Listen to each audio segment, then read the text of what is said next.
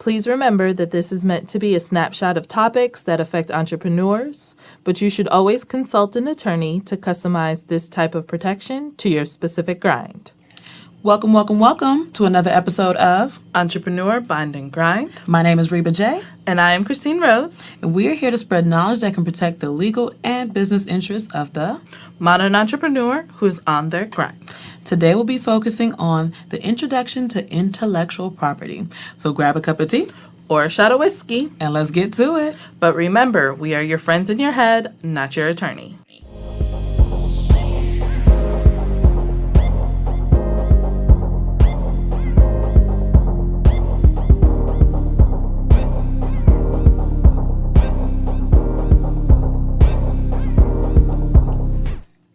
So this topic is near and dear to both of our hearts because a solid understanding of this topic can send your business to the next level or protect you once you reach that level of success. You can truly turn your venture into a 6 to 7 figure business if you understand intellectual property and the value that it adds. You can sidestep a lot of mistakes by taking proactive and preventative measures. There are 3.5, yes, I said 3.5, types of intellectual property. The big three are trademarks, copyright, and patents. The one that joins in the conversation occasionally is trade secrets. This topic is so huge, Reba and I decided to slice it up. We really want to stress how important it is for every entrepreneur to know the different types of IP, to understand the IP you are producing, how to register it, and how to avoid infringing on others. You could destroy your business with an IP mistake, and it could ruin years of hard work, hundreds and thousands of profits, and turn your life upside down. Yes, we are being dramatic, but it happens. This is the first episode of a 9-part series, which dives deep into IP. Take out your notebook, write this all down, rewind it if you need to. This is going to be some heavy information. We will go into definitions, descriptions, why to register, where to register, and examples of ways to take your business further. You are missing out on market share and leaving money on the table, and you already know we do not leave good money on the table. The most important part of intellectual property is the protections that it provides to your company, as well as the value it adds to your valuation. Used correctly, you can add thousands or even millions of dollars to the net worth of your company. Now, to get the most protection for your IP, you need to register it with the government, except for trade secrets, because those are secrets. Come on. They need to be kept hidden, even from a majority of your employees. The minute that information is public knowledge, you lose the protection. Yeah. You know, Coke, I think it's 2 people over there who know the recipe, and it's like one knows half, the other one knows half, and everybody else is just like, I work here. Cool. Yep, because you don't need everybody knowing that. Only those 2 need to know that. Okay, I want to start with definitions because I get people telling me all the time that I need to patent my business name, trademark my process, copyright my invention. Now, I understand why people mix them up all the time, as intellectual property is an area that most people don't think of, even though it touches absolutely everything in our world. The United States Patent and Trademark Office defines a trademark as a word, phrase, symbol, or design, or a combination thereof that identifies and distinguishes the source of the goods of one party from those of another. A service mark is the same as a trademark, except that it identifies and distinguishes the source of a service rather than goods. A trademark typically protects brand names and logos used on goods and services. A trademark is all about the words and symbols you use to recognize that business. You know that Target has its targets, Nike has the check mark, and McDowell has the arches. Y'all listening? I'm just getting on that last one. That is blatant infringement, and you will get a cease and desist letter with the quickness. Don't play with Mickey D's.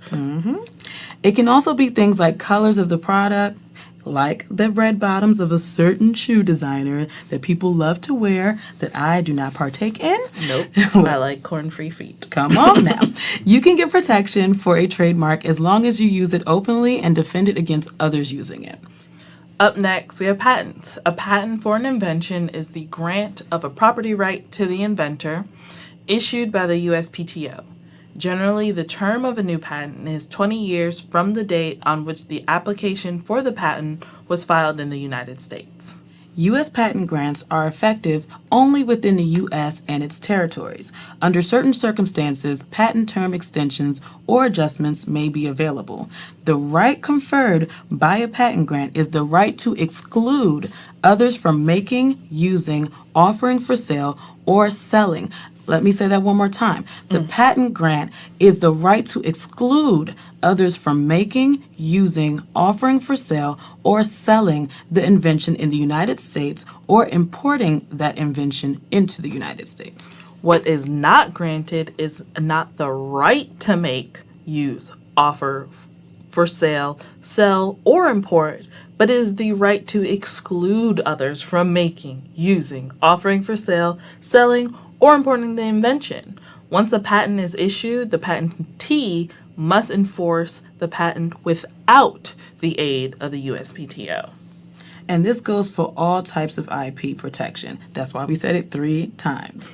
It is up to you to enforce your right. There are 3 types of patents. The utility patents may be granted to anyone who invents or discovers any new or useful process, machine, article of manufacture, composition of matter, or any new and useful improvement thereof. We have design patents. Number 2, they may be granted to anyone who invents a new, original, and ornamental design for an article of manufacture. And number 3, we have plant patents. May be granted to anyone who invents or discovers and asexually reproduces any distinct or new variety of a plant. Okay, so example of patent infringement. We have 2 golf companies. They've been battling it out over this design of a putter. Mr. Rife of Envy Roll Putters is an inventive genius because he creates this putter, which makes it so that anywhere the ball hits on the golf club, it will roll the same distance, which I guess is an inventive genius type thing. I don't know. I'm not Tiger Woods. And then you have Ping manufacturers. They're also a golf company. They come out with something that is effectively similar, and they have been battling it out in court for years. That's sad. And it's just like, I don't want to put all my time and money and thought process into creating this thing, and now I gotta battle it out in court over it. Like, just run me my coins. Yep. So next up, we have copyrights. Copyrights are the foundation of IP in our country. The Constitution granted protection for the advancement of sciences and arts. Copyright protects through law original works of authorship, including literary, dramatic, musical, architectural, cartographic, choreographic, pantomimic, pictorial, graphic, sculptural, and audiovisual creations. Woo! All right. Authors have the exclusive right to reproduce, the right to distribute, publicly perform, and display the work. Okay. It is different from trademarks and patents because you automatically receive a copyright the second the idea has been expressed in a tangible form. Now, you do have to register that bad boy to get all the protections that are offered by the government. You know how I said earlier that you can leave money on the table if you don't understand IP? Here is definitely one of them. It is written in the law that you get statutory damages for violating that law. The government offers protections to those who choose to go the route of registration. Do what you need to do, and others will run you all the coins they tried to steal out your pocket. All right, so Ed Sheeran had to distribute a lot of coins for a lot of songs. So, and I'm an Ed Sheeran fan, but baby boy, he need to stop. It's his team. Like, who was on your team that's not telling you that these songs have already been done? Right. So, Shape of You, great jam, love it. Also, reminiscent of TLC No Scrubs. So much so that Candy Burris of The Real Housewife fame, my fave, and Tiny Harris of T.I. and Tiny's show Family Hustle. Thank you. Yeah, they are now getting paid because Ed Sheeran stole their song. Well, parts of their song and arrangement. So That's what I said. You need to protect your IP. By doing that, you're not getting money because somebody infringed on you. And then thinking out loud, let's get it on, Marvin Gaye. You know Marvin Gaye loved to sue. Well, his That- peoples and them. Listen, that estate has all the money. But he has to split some money on thinking out loud with Marvin Gaye. And I'm pretty sure he has another lawsuit going on right now with another song. Like, he just out here wilding. And I'm sure his pockets are hurting because of it. I mean, I'll really be getting at my team because this is happening over and over again. One of y'all need to be on top of this. But anyways, alas, we have trade secrets. It is a new and upcoming area of law. When I say new, still mean over 300 years. It is an interesting area of intellectual property because the government actually discourages the registration of this information. That's because in this case, the feds are actually telling you that loose lips sink ships. Come on. Right. I find them really fascinating because of the level of protection that companies have to show that a particular thing or process is a trade secret. Let's say you're Patti LaBelle and you're making your patty pies. How many employees know your full recipe? Is the process segmented? Is it hanging up on the wall in the kitchen? Do you allow non-employees in your kitchen? Have you shared enough of the recipe on social media bit by bit that somebody can piece together your whole recipe?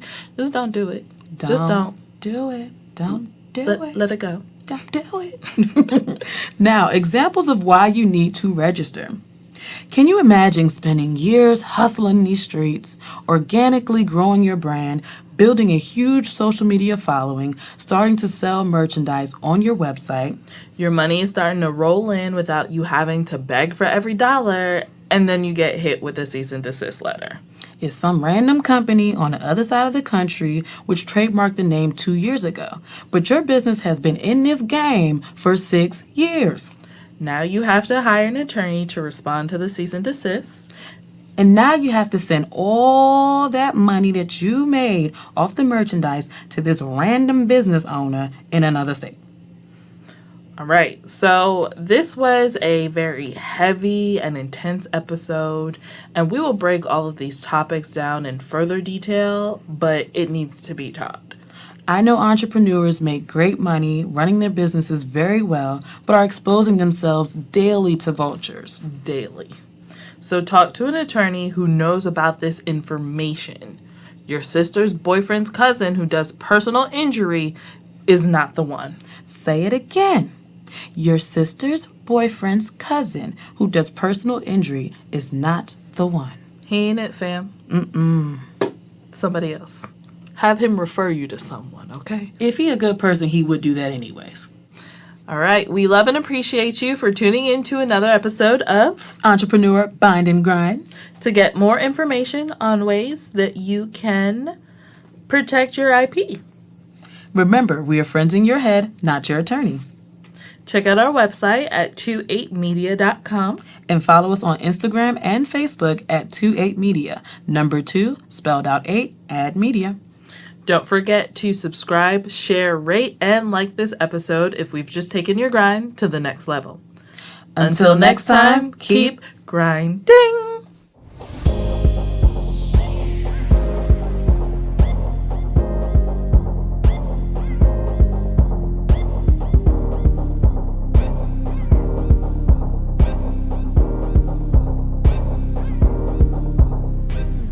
This episode has been brought to you by 28 Media, executively produced by Christine Rose and Reba J. Theme music and recording by Creative Villains, and sound engineering by Kurt Kirk.